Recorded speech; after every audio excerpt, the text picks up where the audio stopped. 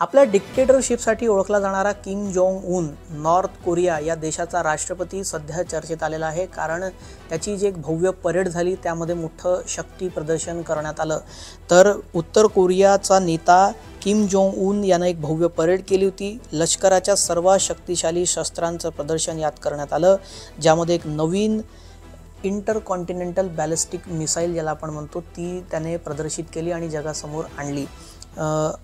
हॉसॉंग-20 असं त्याचं नाव आहे आणि त्यात लिहिताना त्याच्या संदर्भातली माहिती देताना अशी माहिती समोर आलेली आहे की Hwasong twenty which is described as North Korea's most powerful nuclear strategic weapon system.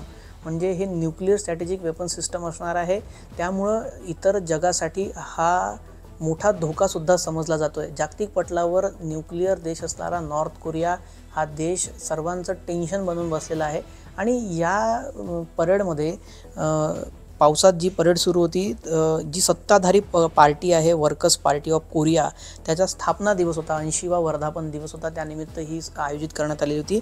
आणि या कार्यक्रमामध्ये राजनैतिक ताकद किम जोंग उनची आणि शस्त्र निर्माण करण्याची जी काही त्याची एक्सपेक्टेशन आहे किंवा इच्छाशक्ती आहे ती यातून दिसून आली।